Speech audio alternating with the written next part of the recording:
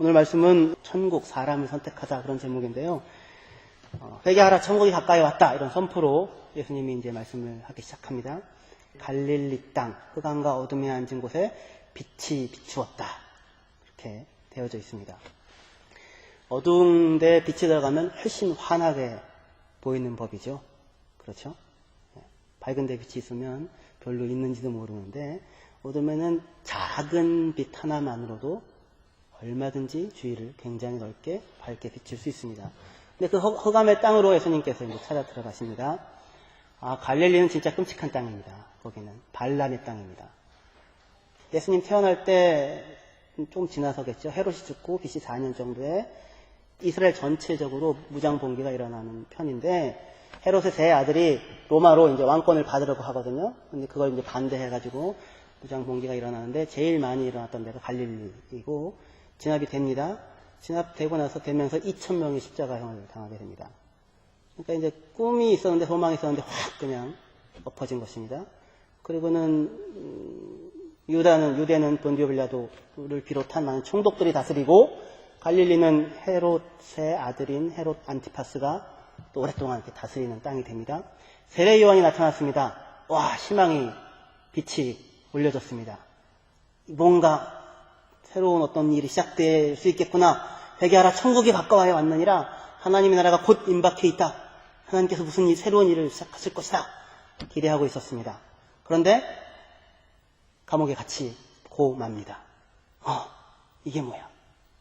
그때 예수님께서 세례 요한이 옥에 갇혔다는 소식을 듣고는 나사렛에서 가버나움으로 가시고 갈릴리로 가시게 되는 것입니다. 그들에게 이제 빛을 줍니다. 가셔서 회개하라 천국이 가까이 왔다라는 말씀을 하십니다. 그 선포와 더불어 일어나는 일이 있습니다. 병든 자를 고칩니다. 중풍병자를 고치고 걷게 하시고 귀신들에 사로잡힌 사람들을 해방시키시고 자유롭게 합니다. 평생 누워 지내던 사람이 걸어 다닐 수 있게 되었습니다. 병들어서 삶을 한 번도 제대로 살아보지 못한 사람이었는데 자기 발로 서서 자기 삶을 살 수 있게 되었습니다. 할렐루야. 고침으로부터 시작됩니다. 하나님의 나라의 오심이 능력으로, 고침으로, 치유로, 회복으로, 자유케 함으로, 풀어줌으로 육체적인 것뿐만 아니라 마귀를 쫓아내시고 영적인 것으로 천국 복음을 전파하시고 가르치십니다. 마음을 만지십니다. 정신을 새롭게 하십니다. 그래서 온 몸과 마음과 영 전체를 하나님께서 오신 능력을 통하여 사로잡아 사람들을 건져내고 회복하시는 일들을 시작하시면서 회개하라 천국이 왔다. 천국이 바로 곁에 있다. 우리 돌이키고 내게 나오라 라고 이렇게 말씀하시는 것입니다. 복된 소식이죠. 그렇죠? 어떻게 예수께 달려나가시겠습니까? 달려나가십시오. 달려나간 모든 자들이 고침을 얻었고 회복이 되었고 자유를 얻었고 새로운 삶을 시작할 수 있게 되었습니다. 할렐루야. 혹시 새로운 출발이 필요하십니까? 그럼 주님께 나아가십시오. 주님께서 삶을 회복시키시고 새롭게 하시고 온전하게 하실 것입니다. 복된 소식이죠. 근데 이 복된 소식을 복음인데 이 화음으로 만들려고 하는 사람들이 꼭 있습니다. 그래서 우리가 예수 천당 불신 지옥 많이 들어보셨죠? 유명한 말인데 맞죠, 그렇죠? 하지만 예수님께서 오셔서 지금 시작하신 일은 예수 천당의 선포입니다. 불신 지옥이 아니라.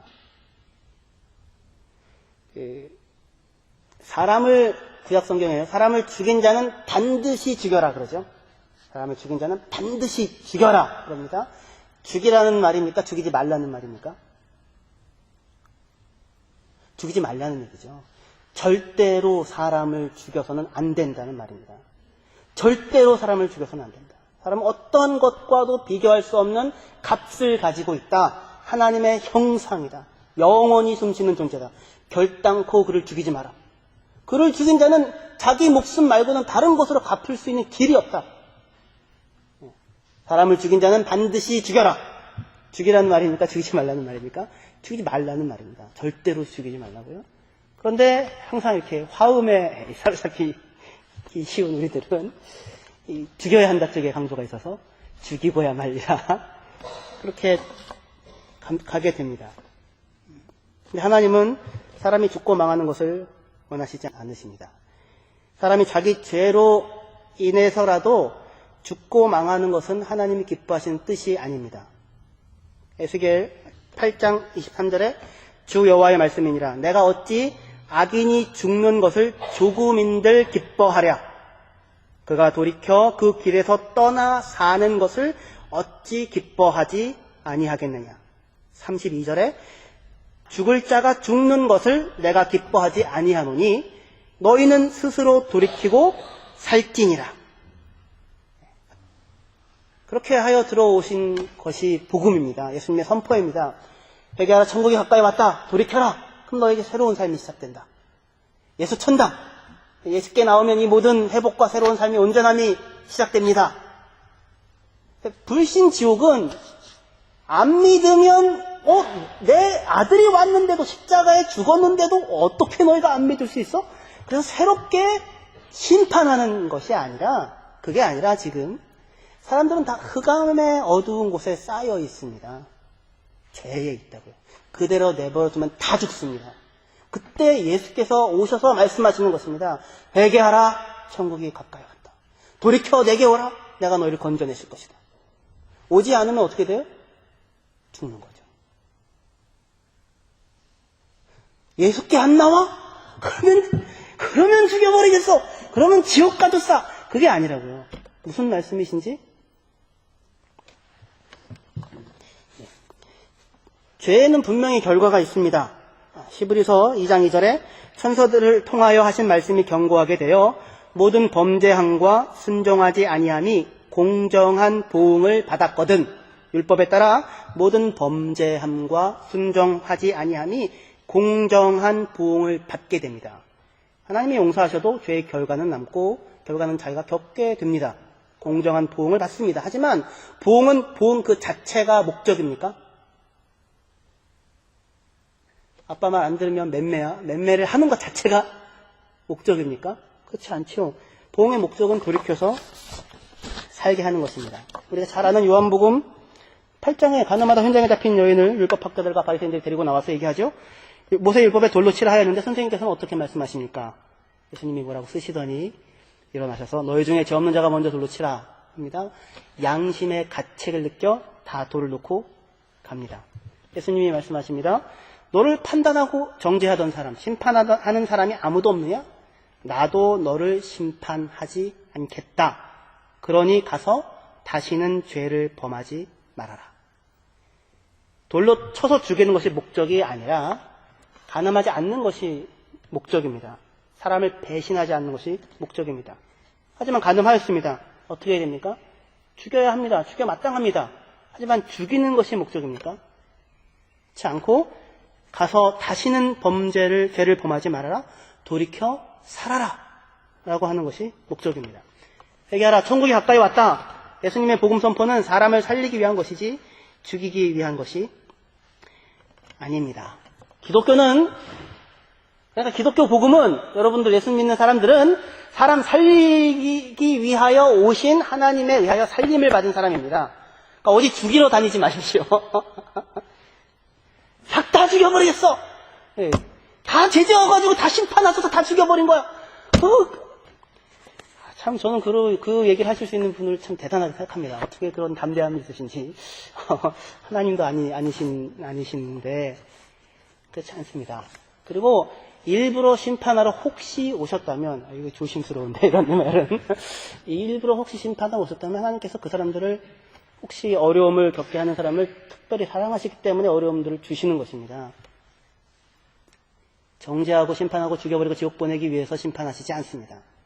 제일 무서운 것은 내버려 두는 것입니다. 사랑하시면 사랑하시는 사람들에게 아픔을 주십니다. 만약에 누군가가 누군가를 강간하고 죽였다고 칩시다. 그 사람이 용서받을 수 있는 길이 있을까요? 그게 나라고, 내 아이라고, 내 아내라고 생각을 해보십시오. 상상을 할 수 없는 괴로움이죠. 그 사람이 근데 용서를 빌 수 있을까요? 용서를 빌어야 합니다. 그렇죠? 용서를 빌면 용서받을 수 있습니다. 어떻게 근데 용서를 빌 수 있을까요? 그냥 나가가지고 잘못했습니다 라고 할 수 있을까요? 아니요. 용서를 빌리는 마음이 생겨야 됩니다. 어떤 마음입니까? 내가 도대체 무슨 일을 했단 말인가? 그런데 내가 도대체 무슨 일을 했단 말인가라는 생각은 어떻게 듭니까? 내가 겪어봐야죠. 내가 그 누군가의 폭력과 누군가에 의해서 수단과 도구로 자기 욕망을 만족시키는 것으로 다루어지는 것과 두려움과 공포와 떨림과 비참함과 비열함과 그쵸? 제 개인적인 생각인데 하나님께서 사람을 죽인 자는 반드시 죽여라 라고 하는 말씀에는 그 사람으로 하여금 그 현장에 서게 하시고자 하시는 내가 저지른 일이 무슨 일이며 내가 하나님의 형상으로 지음받은 사람에게 도대체 어떠한 악한 일을 했는가 라고 하는 것을 스스로 겪게 하시는 은혜의 통로라고 생각을 합니다. 그것 없이 잘못했다 생각이 들 일이 없습니다. 얘기가 딴 데로 갔는데요.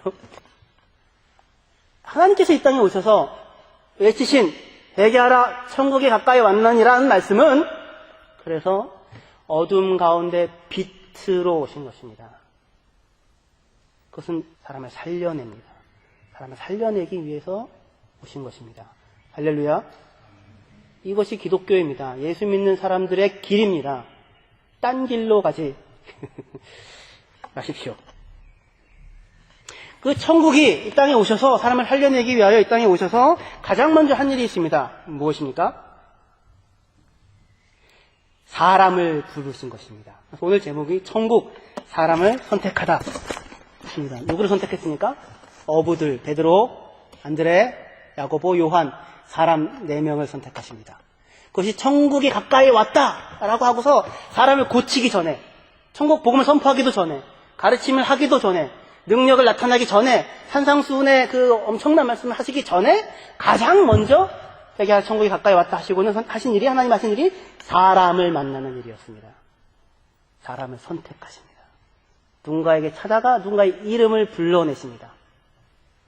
나를 따라라. 내가 너를 사람을 낚는 어부가 되게 하겠다. 예수님은 오셔서 제일 먼저 하신 일이 다른 것이 아니라 4명의 제자를 선택하시고 12명의 제자를 선택하시고 70명의 문도를 선택하시고 120명의 사람을 선택하시고 그 사람들에게 천국을 맡겨놓으시고 역사를 맡겨놓으시고 인류를 맡겨놓으시고 떠나가신 일을 하셨던 것입니다.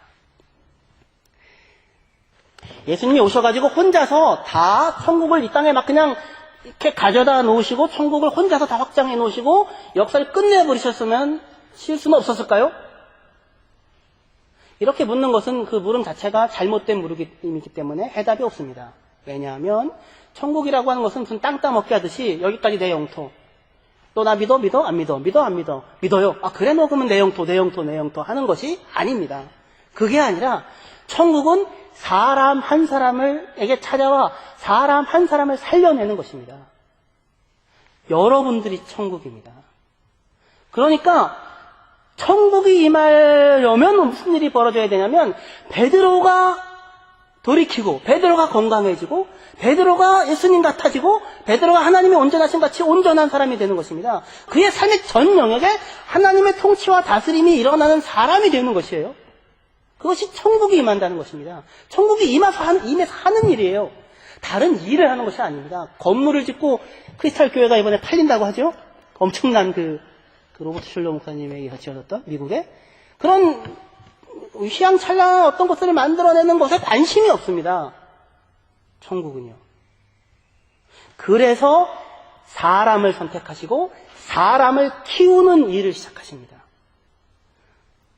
많은 훌륭한 사람들이 있을 수 있을 텐데 하필이면 시골 총구석에 베드로 우리를 즐겁게 하기도 하고 위로를 주기도 하고 하는 그 베드로 나서고 바닥을 걷지만 그냥 빠져버리고 그 베드로를 선택하십니다. 그리고 그 베드로에게 무엇을 맡기세요? 너도 제자를 삼아라. 사람을 키우는 일을 하라고 부르십니다. 왜요? 사람은 그러죠. 결혼하고 애를 낳아봐야지 어른이 된다고요. 저는 아직 미나가 4살이라서 아직 4살 수준의 어른입니다. 죽겠습니다. 제 친구들 보면 막 대화가 달라요. 그래서 수준이 다르더라고요, 사람이. 사람을 키울 때, 사람을 책임으로 맡아서 한 생명이라도 키워낼 때 사람은 비로소 어른이 되고 훌륭해집니다. 제자들에게 그렇게 말씀하시는 것입니다. 모든 족속으로 제자를 삼아라. 그 얘기는 많은 사람들에게 복음을 팔아서 기독교의 땅을 넓히라는 뜻이 아닙니다. 그것이 아니라 사람을 책임지는 훈련을 통해 제자를 키워내는 것을 통해 너 자신이 성장하고 너 자신이 변화되고 너 자신이 온전해지라는 것입니다. 우리 교회가 성경 읽기 하고 있는데요. 어느 가족이 들은 얘기인데 아이가 하고 있답니다. 근데 그 아이에게 성경 읽기를 하라고 시키니까 부모로서 어떻게 됩니까? 안 할 수가 없죠. 그렇죠? 했냐? 엄마는? 할 거야. 안 할 수가 없죠. 사람에게 사람을 키우는 일들을 맡겨놓으셔서 그 사람으로 하여금 사람이 스스로가 성장하게 하는 기회를 주신다는 것입니다. 가르치는 사람을 키우는 누군가가 돈벌이를 목적으로 하여 가르치는 것이 아니라 진정으로 사람을 키우고자 한다면 가르치는 자는 달라집니다. 가르치는 자가 돈이 아니라 사람을 상대로 하여 가르치고 있다면 가르치는 사람 자신이 변하지 않고는 방법이 없습니다. 개가 왼쪽으로 기면서 자식들 왼쪽이 아니라 옆으로 기면서 자식들 똑바로 걸어. 저희 목사님들이 예전에 항상 이설교의 예화를 쓰실 때 그냥 감이 없었습니다. 근데 저도 그러는 거예요. 저도 옆으로 걸으면서 이 자식 똑바로 걸어라는 얘기를 하는 나를 봐요. 죽겠더라고요. 괴롭더라고요. 이건 아닌데. 근데 애가 금방 알아요. 아빠는 옆으로 걸으면서 애가 얘기를 해요. 애가 돈벌이를 목적으로 애를 키운다면 그 앞에서 어떤 모습을 보이겠죠. 훌륭한 척을 하겠죠. 그렇지 않고 내가 사랑하는, 내게 책임으로 맡겨진 사람으로, 하나님이 내게 맡기신 사람으로 대하고 가르치고 키우고자 할 때 아이가 크고 내가 크게 됩니다. 하나님의 나라는 사람을 찾아 회복시키고 건강하게 하고 온전하게 하고 하나님의 통치와 다스리심으로 회복되어진 사람으로서 하나님의 사람답게 살기를 원하는데 그것이 이루어지게 하기 위하여 처음부터 베드로를 부르는 처음부터 사람을 낳는 어부가 되라, 제자를 삼으라 라고 말씀을 하시는 것입니다. 마태복음 4장 18절 19절 같이 읽어보겠습니다. 4장 18절 19절 같이 읽겠습니다. 시작. 갈릴리 해변에 다니시다가 두 형제 곧 베드로라 하는 시몬과 그의 형제 안드레가 바다에 금을 던지는 것을 보시니 그들은 어부라 말씀하시되 나를 따라오너라 내가 너희를 사람을 낚는 어부가 되게 하리라 하시니 아멘. 사람을 낚는 어부가 되게 하리라. 내가 너희를 사람들의 어부로 만들 것이다.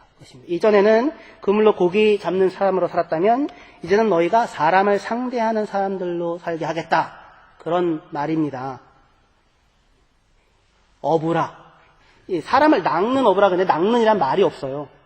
사람들이 어부입니다. 사람들을 상대하는 어부입니다. 사람을 낚는, 사람을 위하는, 사람을 키우는 어부가 되게 하겠다라고 하는 것입니다. 그러니까 사람을 낚는 어부가 되기 위해서 반드시 그물을 버리고 고기 잡는 일을 멈추고 사람을 잡으러 다녀야 하는 것이 아닙니다.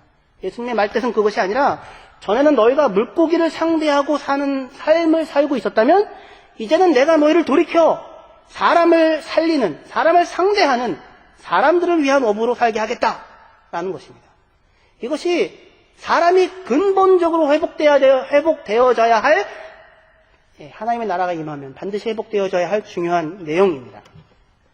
여러분들 어떻게 물고기를 잡는 어부로 살고 있습니까? 생존을 위해, 돈벌이를 위해 살고 있습니까? 아니면 사람을 상대하고 있는 사람으로 살고 있습니까? 그런 얘기입니다.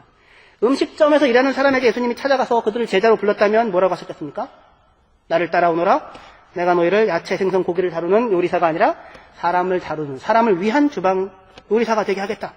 사람들을 위하여 음식하는, 또는 사람들을 이렇게 만나게 하는 요리사가 되게 하겠다. 그런 것입니다. 그러자 그 사람들이 프라이팬을 버리고 예수를 쫓았더라. 그런 얘기입니다. 오페라 무대에서 공연을 하고 있는데 예수님께서 오셔서 나를 따라오너라. 물고기를 상대하고 살았느냐? 생존을 위하여 너의 돈벌이와 명예와 좋은 평판과 좋은 크리틱과 자기 만족을 위하여 살아왔다면 이제는 그것이 아니라 사람을 상대하는, 사람을 낚는, 사람을 위하는, 사람을 살리는 가수가 되게 하리라 라는 것입니다. 은행원에게 왔다면 돈이나 회사 자체나 성공 자체를 위하여 은행원으로 일해 왔다면 이제 사람을 위하는, 사람을 살리는 은행원이 되라 라는 부름입니다. 우리가 하고 있는 일들 중에서 사람을 상대로 하지 않는 일은 없지요. 근데 대부분의 사람들이 어떻게 여러분들 살면서 고기 잡는 사람으로 살고 있습니까? 아니면 사람을 상대하는 사람, 사람을 상대하는 업으로 살아가고 있습니까? 이것이 인간이 회복되어야 할 아주 중요한 내용입니다. 그런 말 하죠. 저거 사람 되려면 아직 멀었어. 어떻게 여러분들 어떻습니까? 로마서 3장에 말씀합니다. 의인은 없나니 하나도 없으며 깨닫는 자도 없고 하나님을 찾는 자도 없고 다 치우쳐 함께 무익하게 되고 선을 행하는 자는 없나니 하나도 없도다. 사람이 하나도 없다는 말입니다. 왜 그렇습니까? 아무도 사람이 사람을 사람으로 대접하고 섬기며 일하고 살지 않기 때문입니다. 그러니까 사람을 사람으로 생각하면 내가 잡는 고기가 고기를 위하여, 내 생존을 위하여, 돈벌이를 위하여, 내 명예를 위하여, 내 번성을 위하여 일을 하고 있던 그 베드로, 그러나 여전히 흑암에 있고 헤어나올 수 있는 길이 없는 곳에 있는 베드로를 불러서 너는 이제 그 그물을 놓아두고 사람을 위하여 그물을 던지는 사람으로 살아가라 라고 부르신 것입니다. 그러니까 사람을 상대하는, 사람을 살리러 오신 하나님의 아들을 따라. 그 사람은 도대체 어떤 사람이냐면 자기 아들을 주고서라도 포기할 수 없는 사람들인 것입니다. 그게 저와 여러분들입니다. 하나님 나라가 구하러 온, 예수께서 구하러 온 사람을 사람 대접하고 있는 하나님 나라입니다. 사람을 부르십니다. 사람을 세웁니다. 사람을 믿습니다. 제자로 부르고 제자를 키우라고 맡깁니다. 12명에게 천국을 맡깁니다. 역사를 맡깁니다. 우리를 맡기고 있습니다.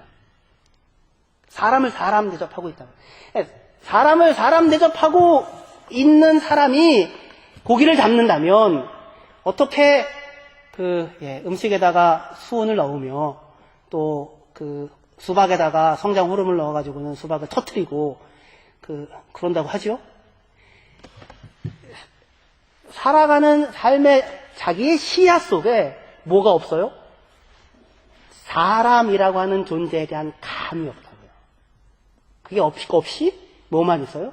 오늘 많이 잡았다. 오늘 수지 맞았다. 오늘 이야 고기 많이 잡았다. 그것만 있다고요. 거기서 돌이켜서 사람을 살리는, 사람을 사람 대접하는 하나님 나라의 오심을 경험한 사람으로서 사람을 위하여 그물을 던지고 사람을 위하여 삶을 살아가는 사람으로 지금 부르시고 계시는 것입니다. 어떻게 여러분들은 사람을 사람 대접하고 계십니까? 오늘 주보 뒷면에 찾아보십시오. 사랑. 이 파울로 코엘료라고 연금술사라는 책으로 유명한 사람인데요. 그 사람이 쓴 내용이 좋아서 올려놨습니다. 영적인 삶은 사랑이다.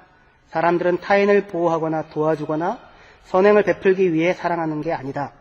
우리가 누군가를 그렇게 대한다면 그런 그를 단순한 대상으로만 여기고 자기 자신을 대단히 현명하고 관대한 사람이라고 착각할 것이다.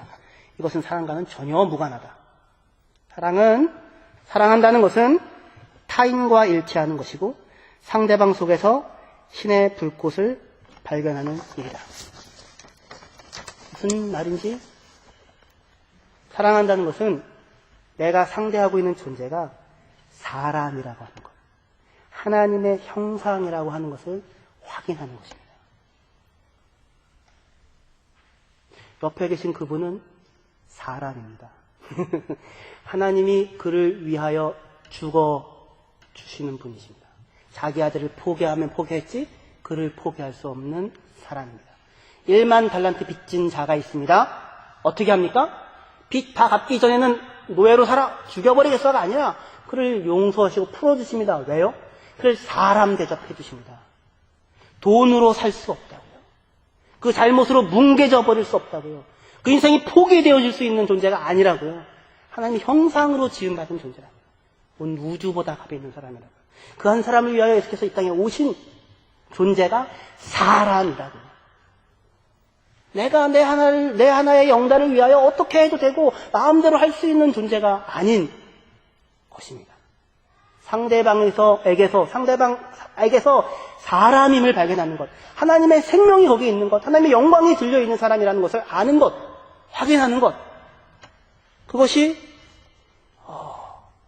사랑이고 그것이 하나님 나라가 이 땅에 와서 저희들에게 말씀해 준 내용입니다.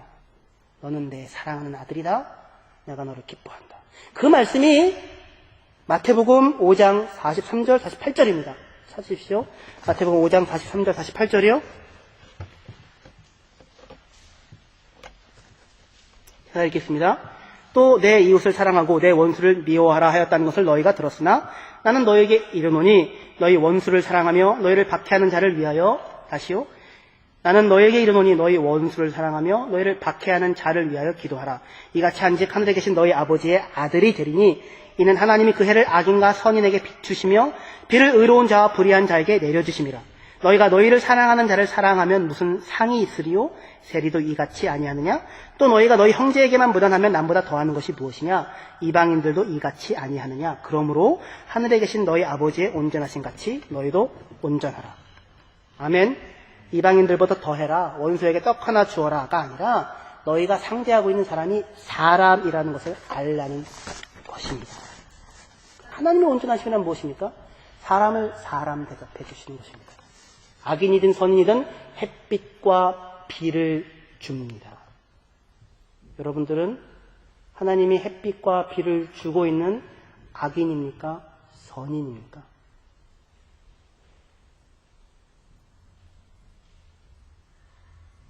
저는 악인입니다. 그러나 하나님은 내게 사람 대접해 주십니다. 그것으로 저를 빼가지 않습니다. 햇빛과 비를 주시고 사랑하십니다. 건져내려 오십니다. 회개하라, 천국이 가까이 왔다. 돌이켜 내게 나아오라. 그 소리가 들려지는 것입니다. 그가 사람이고 예수께서 오셔서 고쳐내고 건져내고 싶은 사람이 원수며 핍박하는 사람이라는 것을 확인하라는 말씀입니다. 너도 회복이 필요하듯이 너를 핍박하는 자도 회복이 필요하다. 그것을 알라고요. 악독한 사람이 아니라 연약한 사람이라는 것을 알라는 것입니다. 너에게 잘해주는 이웃이 필요하듯이, 너에게 잘해주는 이웃에게 너희가 잘하지 않느냐? 너에게 잘해주는 이웃이 너에게 필요하듯이 그에게도 잘해주는 이웃이 필요하다는 것을 알아라. 그에게도 나와 똑같은 영혼의 필요가 있음을 알아라. 남에게 대접받고자 하는 대로 너희도 남을 대접하라. 예수님이 나를 섬겨주고 대접해주고 존중하는 것으로 내가 회복되었듯이 너도 그 원수를, 그 누군가를, 사람을 섬겨주고 대접하면 그 또한 회복되고 온전하게 될 것이다. 라는 말씀이 이 말씀입니다. 제가 예배했던 교회에 중고등부 했었었는데 고3 아이였는데요. 예배 시간에 맞으면 자는 겁니다. 그래서 제가 이제 깨웠습니다. 이 새끼 일어나! 그래서 시간에 뭐 하고 있어? 그랬더니 걔가 눈물을 흘리더라고요. 그래서 제가 미안하다 그래 미안하다 속으로 그랬습니다. 나중에 저한테 버스에서 얘기를 하더라고요. 목사님 감사해요. 왜? 학교에서 한 번도요, 아무도 나를 수업 시간에 저한테 깨우는 사람이 없어요. 선생님 중에서. 나를 완전 포기했어요. 근데 목사님이, 저는 전도사님이었죠. 선생님이 저를 때리면서, 이 자식! 근데 확 감격이 되더래요. 나를 사람 대접하시는구나. 그래가지고 크리스마스 날 사회도 봤어요. 이부순서 때. 교회 나온 지 3개월밖에 안 된 놈이. 그래서 새벽 예배도 열심히 나오더라고요. 사람이 사람 대접받으면 달라집니다. 그게 안 돼서 그렇습니다. 회개하라 천국이 가까이 왔느니라. 베드로야, 네가 사람을 낚는 어부가 되어라. 나의 제자가 되어라. 네가 제자를 키워라. 내가 너를 섬기듯, 내가 너를 대접하듯, 내가 너를 1만 달란트 빚졌다고 버리지 않고 바꾸지 않고 기회를 주듯, 서로가 서로를 향하여 사람 대접해주고 살아라. 그러면 하나님 나라가 온 땅에 임할 것이다. 그렇게 말씀을 하시는 것입니다. 기도하시겠습니다.